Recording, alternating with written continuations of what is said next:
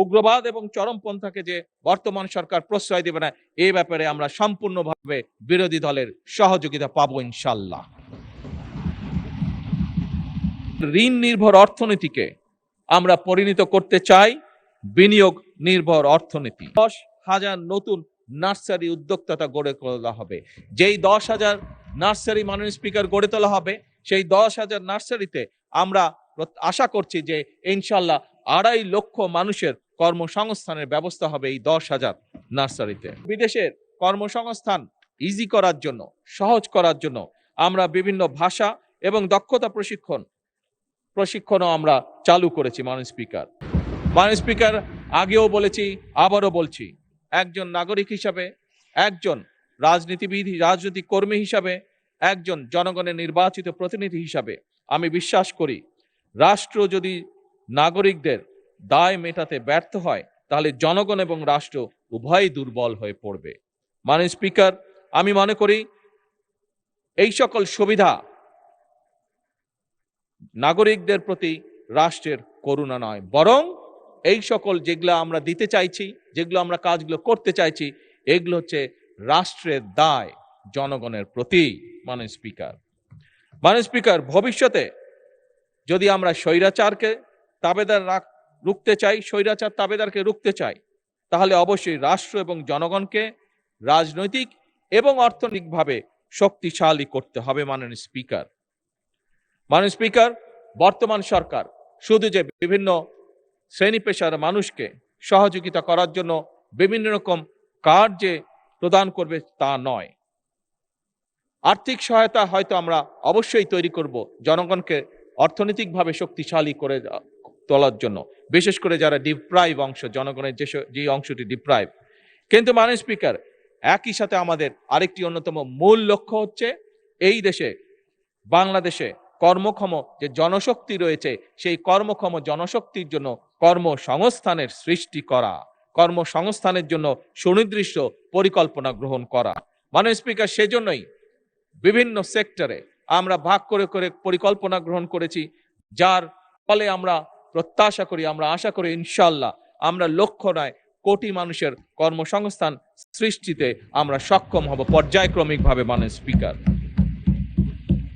Speaker, জনশক্তি রফতানি ছাড়াও দেশের ভিতরে বিভিন্ন তথ্য প্রযুক্তি খাতে আমরা 10 লক্ষ কর্মসংস্থান সৃষ্টির পরিকল্পনা গ্রহণ করেছি।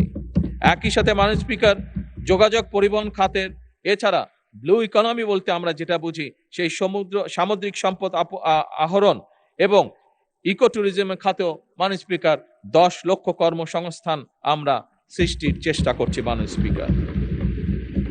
মাননীয় স্পিকার, এর বাইরেও বিদেশের কর্মসংস্থান ইজি করার জন্য, সহজ করার জন্য আমরা বিভিন্ন ভাষা এবং দক্ষতা প্রশিক্ষণও আমরা চালু করেছি। মাননীয় স্পিকার, চাহিদা ভিত্তিক এবং যুব উপযোগী শিক্ষা, উচ্চশিক্ষা প্রতিষ্ঠান প্রশিক্ষণ এবং ক্যারিয়ার সেন্টার স্থাপনও আমাদের এই পরিকল্পনা মাননীয় স্পিকার এগিয়ে চলছে।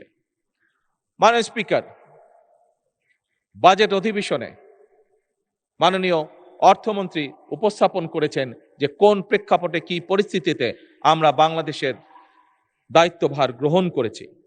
মাননীয় ঋণ নির্ভর অর্থনীতিকে আমরা পরিণত করতে চাই বিনিয়োগ নির্ভর অর্থনীতি,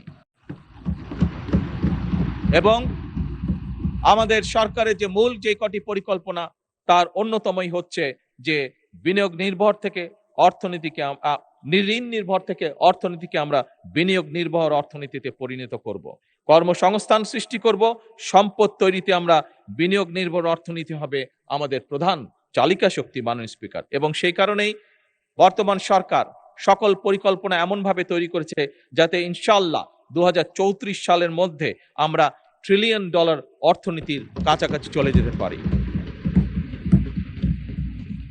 মাননীয় স্পিকার, পরিবেশ দূষণ, জলবায়ু পরিবর্তন, বৃক্ষরোপণ কর্মসূচি দেশকে শুধুমাত্র রাজনৈতিক এবং অর্থনৈতিকভাবেই শক্তিশালী করবে না, বরং আমরা দৃঢ়ভাবে বিশ্বাস করি জলবায়ু পরিবর্তনের চ্যালেঞ্জ মোকাবেলা করে বাংলাদেশের ভূমিকে বসবাসযোগ্য করে তুলতেও বর্তমান সরকার আমরা নির্দিষ্ট কতগুলি পরিকল্পনা গ্রহণ করেছি। মাননীয় স্পিকার, আগামী 5 বছর স্বেচ্ছাশ্রম এবং সরকারি উদ্যোগে আমরা সারা দেশে 25 কোটি বৃক্ষরোপণ বা সবুজ কর্মসংস্থান সৃষ্টির কাজ আমরা হাতে নিয়েছি। মাননীয় স্পিকার, আজকের অধিবেশনের প্রথম পাঠে আমি বলেছিলাম যে আজকে সকালে আমি প্রাথমিক স্কুলের বাচ্চাদের একটি অনুষ্ঠানে যোগদান করেছিলাম। সেই অনুষ্ঠানেও সেইখানে আমি নিজে এবং অনলাইনে কানেক্টেড হয়ে বাংলাদেশের বিভিন্ন উপজেলায় সাথে স্কুলগুলোর সাথে কানেক্টেড হয়ে মাননীয় স্পিকার আজকে সকলে আমরা প্রায় 2 লক্ষ গাছের চারা আমরা রোপণ করেছি। মাননীয় স্পিকার,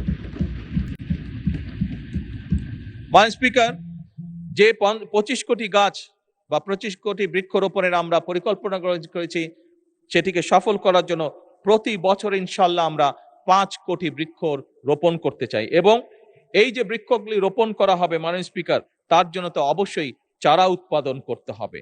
এবং এই চারা উৎপাদন করার জন্য মাননীয় স্পিকার আমরা পরিকল্পনা গ্রহণ করেছি যে 10,000 নতুন নার্সারি উদ্যোক্তা গড়ে তোলা হবে। যেই 10,000 নার্সারি মাননীয় স্পিকার গড়ে তোলা হবে, সেই 10,000 নার্সারিতে আমরা আশা করছি যে ইনশাল্লাহ 2.5 লক্ষ মানুষের কর্মসংস্থানের ব্যবস্থা হবে এই 10,000 নার্সারিতে। মাননীয় স্পিকার,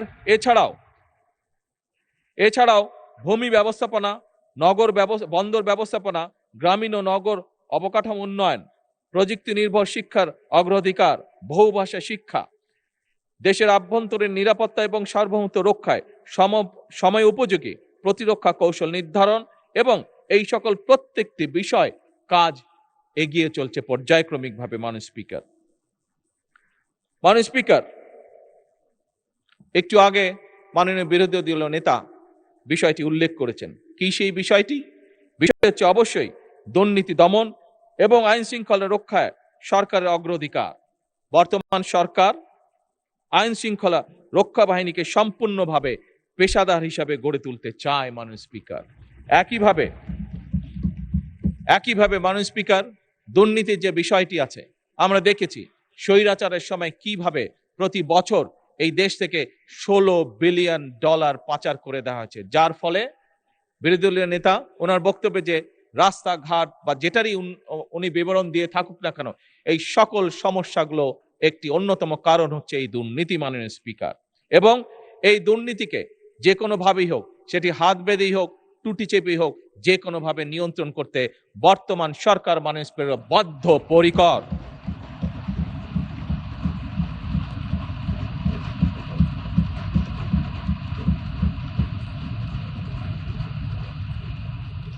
মাননীয় স্পিকার, দেশের মানুষের যে কটি চাওয়া, তার মধ্যে অন্যতম সাধারণ নাগরিকের, খেটে খাওয়া মানুষের অন্যতম চাওয়া হচ্ছে একটি নিরাপদ পরিবেশ।